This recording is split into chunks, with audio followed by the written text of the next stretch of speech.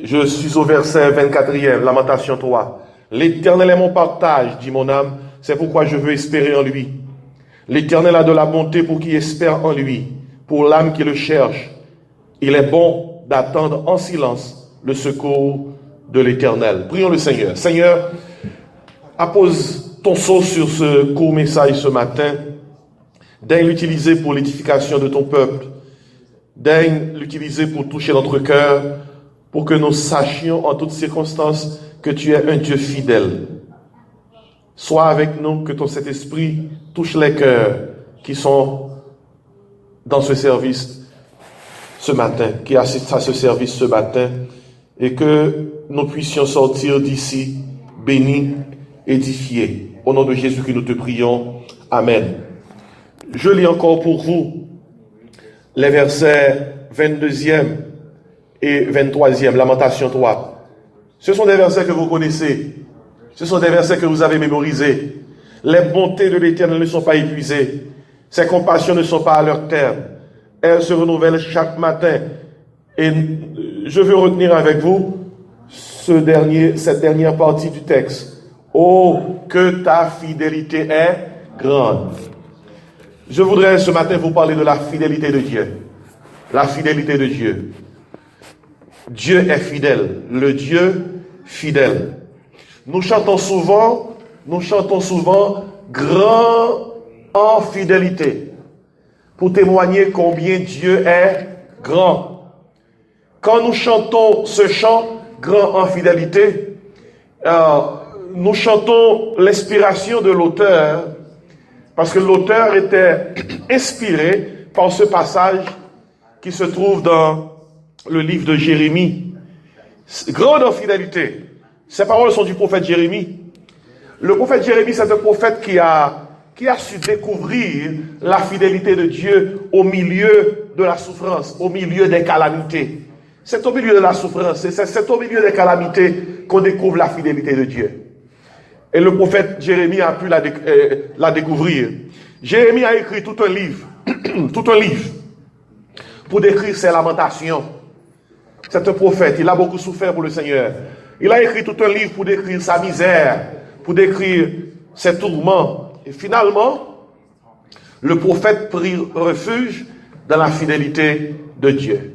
Et qu'est-ce que cela veut dire, la fidélité de Dieu? Que voulons-nous dire par là quand nous disons que Dieu est fidèle, quand la Bible dit que Dieu est fidèle? Dieu est fidèle. Et cela veut dire que vous pouvez lui faire confiance.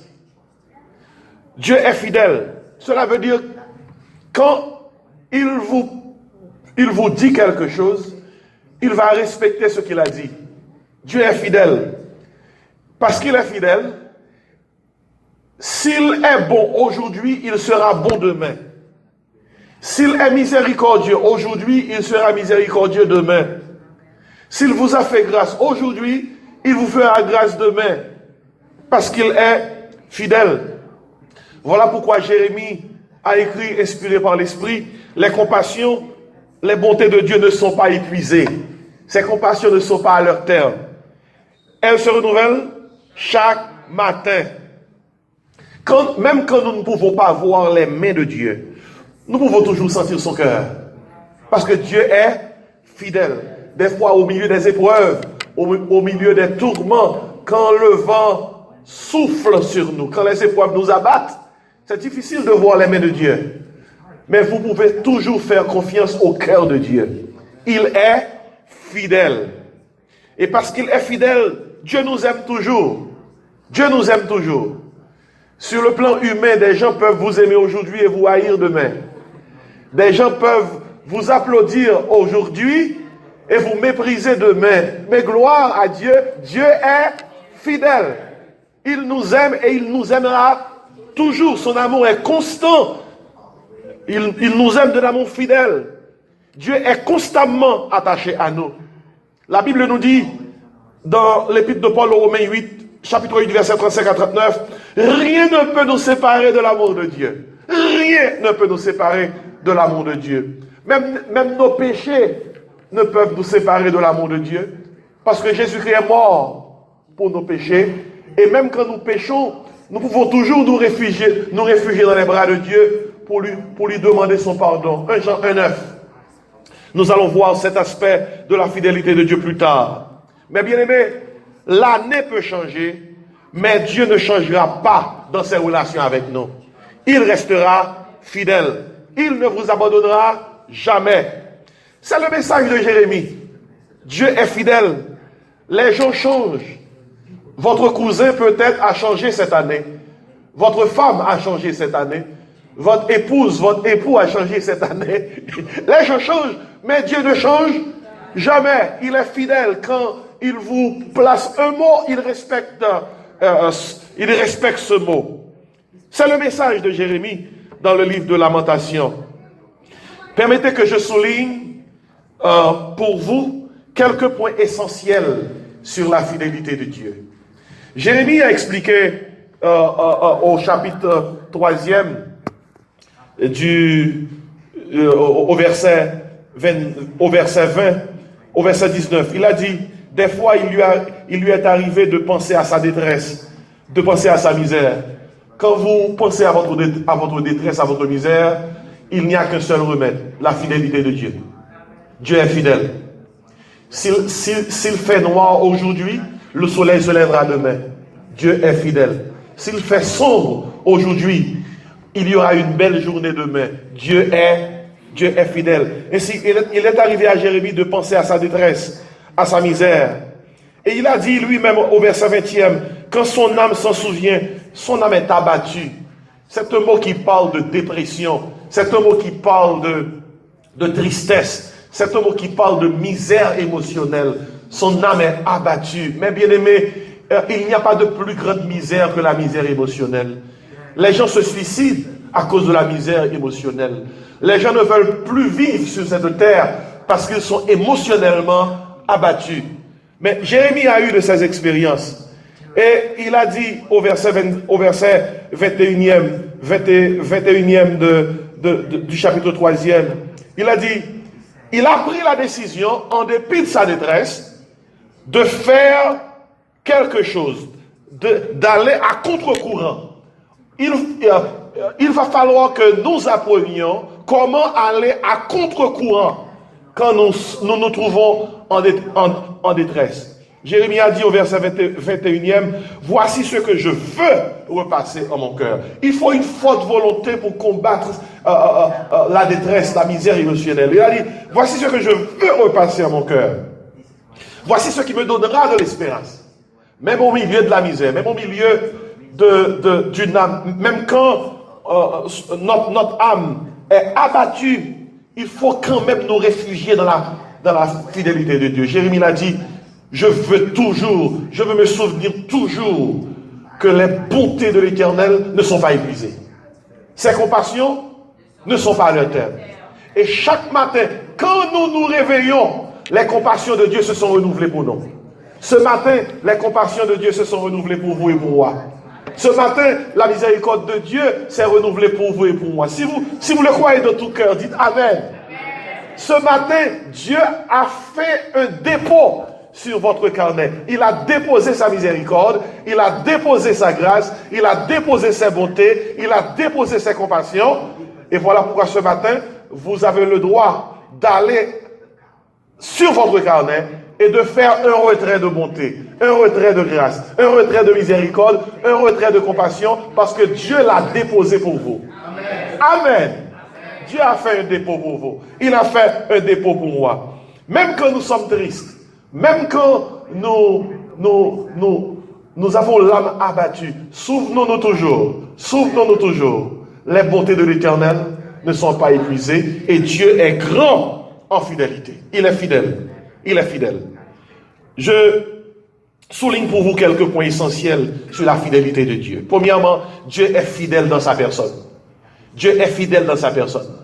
C'est la personne même de Dieu qui est fidèle. La fidélité fait partie de son caractère.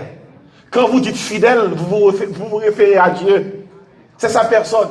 Fidèle ne qualifie pas simplement Dieu. La fidélité, c'est le caractère de Dieu. C'est inhérent à Dieu. C'est inhérent à Dieu. Comme la chaleur est inhérente au feu, comme la froideur est inhérente à un réfrigérateur qui se refroidit, eh bien, la fidélité est inhérente à Dieu. Dieu ne s'efforce pas d'être fidèle. Ça fait partie de son caractère. Il est fidèle. Dieu est fidèle dans sa personne.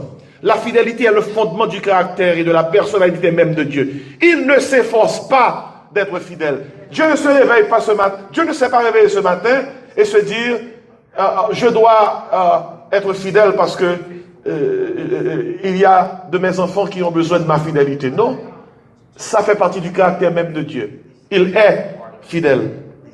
Malachie 3, verset 6. L'Éternel l'a dit même. Alors, il l'a dit. Je suis l'Éternel, je ne change pas. C'est l'Éternel qui l'a dit. Je suis l'Éternel, je ne change pas. Il l'a dit. 2 Thessaloniciens 3, verset 3. Le Seigneur est fidèle.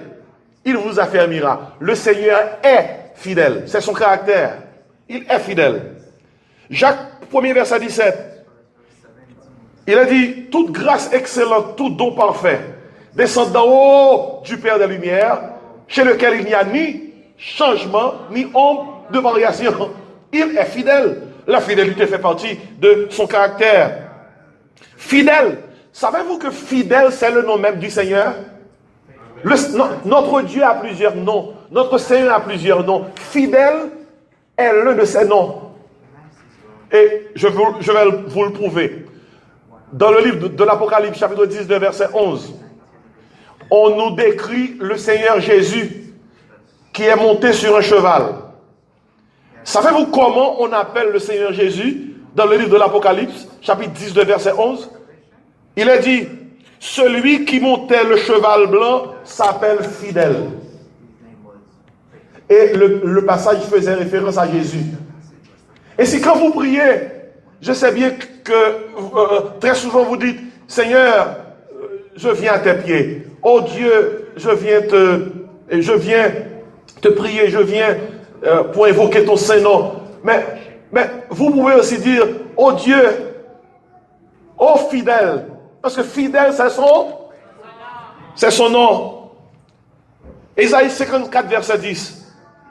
C'est un verset que j'ai utilisé quand nous avons expérimenté le 12 janvier 2010 ce séisme fatal en Haïti qui a fait plus de 300 000 morts.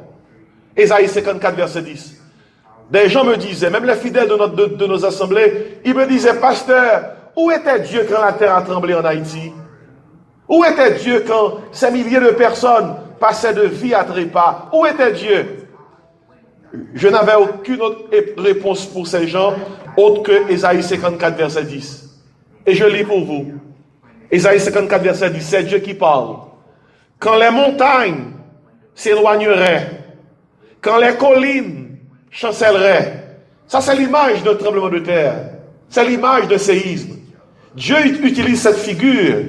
Et il dit, quand les montagnes s'éloigneraient, quand les collines chancelleraient, mon amour ne chancellerait point de toi, et mon alliance de paix ne chancellera point, dit l'Éternel.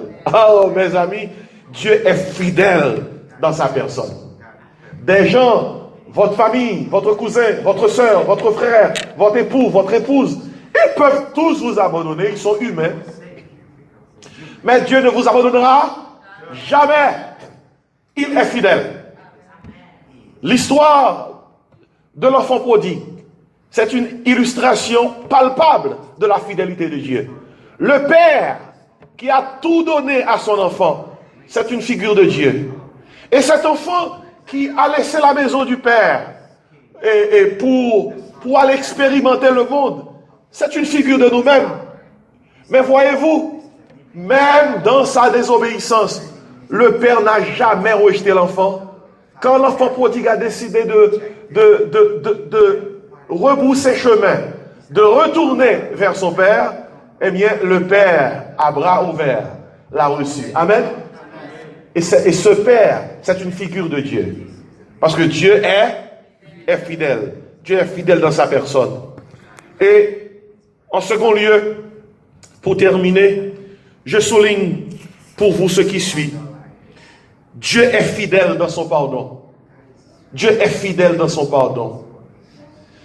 Des fois, nous faisons des choses, nous disons des choses qui sont contraires à la volonté de Dieu. Et des fois, nous disons, après ce que nous avons fait, après les fautes que nous avons commises, impossible de revenir au pied de Dieu. Il va me mépriser. Il va me pousser. Il ne va pas me recevoir. Mais j'ai une nouvelle pour vous, mes bien-aimés, mes frères et sœurs en Jésus-Christ, mes amis. Nous servons un Dieu qui pardonne. En dépit des fautes que nous avons commises pendant ces derniers mois, en dépit de ce que nous avons fait devant sa face, il n'y a pas de péché qui soit plus grand que la grâce de Dieu. La grâce de Dieu est plus grande que nos péchés. Paul a écrit, là où le péché a abondé, la grâce a surabondé. La grâce de Dieu est plus forte que nos péchés. La grâce de Dieu est plus grande que nos péchés. Là où le péché abonde, la grâce a surabondé. Le péché est une désobéissance, c'est transgresser la loi de Dieu. Jésus-Christ est mort pour nos péchés. Dieu ne peut pas cohabiter avec le péché. Voilà pourquoi il nous a envoyé Jésus. Et par le sang de Jésus, nous pouvons expérimenter la grâce de Dieu. La grâce est chère. La grâce est coûteuse. La grâce a coûté Dieu le Père son Fils. Dieu a tant aimé le monde qu'il a donné son Fils unique. La grâce que nous recevons a coûté à Dieu le Père son Fils. Et cette grâce est encore la même quand nous avons péché et nous voulons bénéficier du pardon de Dieu. Contrairement à nous autres, Dieu pardonne toujours. Il ne se lasse point de pardonner. Ésaïe 55, verset 71. 1 Jean 1, verset 9 nous dit, si nous confessons nos péchés, Dieu est fidèle et juste pour nous les pardonner et pour nous purifier de toute iniquité. Dieu ne fait pas que pardonner, il purifie. Il adresse non seulement les faits de nos péchés, mais il adresse aussi la cause de nos péchés. Parce que si Dieu ne fait que pardonner, il aura seulement adressé les faits de nos péchés. Mais il veut aller plus loin pour adresser la cause. Voilà pourquoi Dieu pardonne et purifie. Quand David a péché au psaume 51, nous avons une confession du roi David, quand il a péché avec Bathsheba, dans un commerce adultéré. David a été auprès de Dieu pour confesser ses péchés. Et il a dit, oh Dieu, aie pitié de moi dans ta bonté, selon ta grande miséricorde, efface mes transgressions. Et c'est David a demandé à Dieu de lui pardonner. Mais David a été plus loin. Il savait que recevoir le pardon de Dieu n'était pas suffisant. Il avait besoin de la purification divine pour qu'il ne commette pas le même péché. Et il a été trouvé Dieu dans cette même confession. Il a dit à Dieu, crée en moi un cœur pur. Renouvelle en moi un esprit bien disposé. C'est un exemple pour nous. Des fois, nous demandons pardon à Dieu, mais nous oublions de lui demander de nous purifier. Demander pardon, c'est adresser les faits du péché. La purification, c'est adresser la cause du péché. Quand vous avez un mal de tête, vous prenez un Tylenol. Vous adressez les faits du mal de tête. Mais il faut contacter votre médecin pour que finalement on arrive à détecter la cause du mal de tête.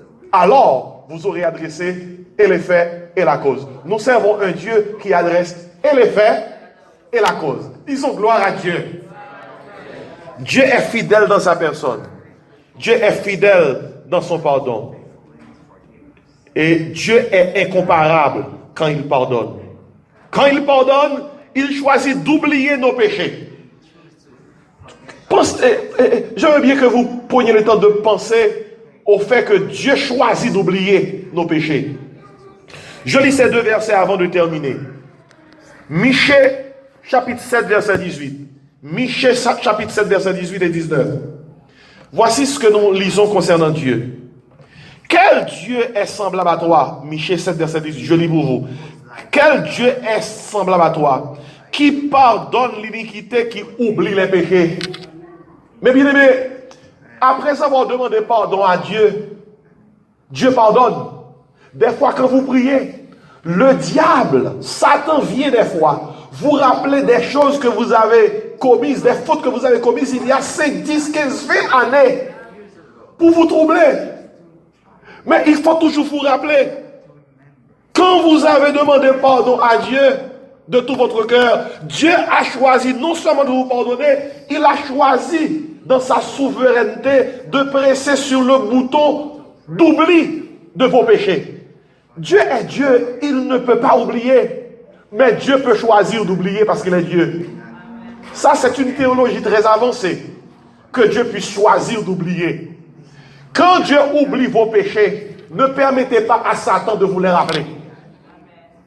La Bible dit dans l'épître de Jean, 1 Jean 3, si votre cœur vous condamne, Dieu est plus grand que votre cœur. Il connaît toutes choses.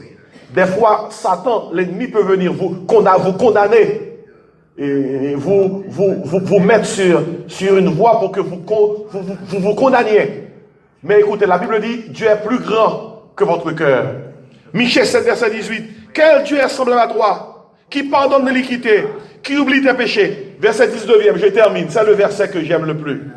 Il a dit, en parlant de Dieu, tu jetteras au fond de la mer tous leurs péchés.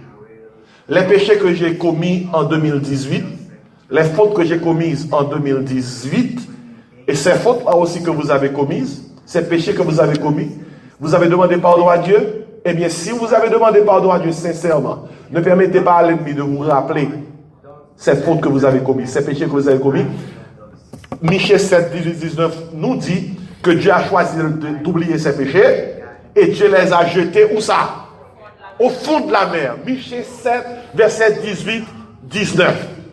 Disons gloire à Dieu. Ainsi, je termine ce matin pour vous dire que Dieu est fidèle. Disons ensemble, Dieu est fidèle. Disons ensemble, Dieu est fidèle. Jérémie a eu raison de dire qu'il est fidèle.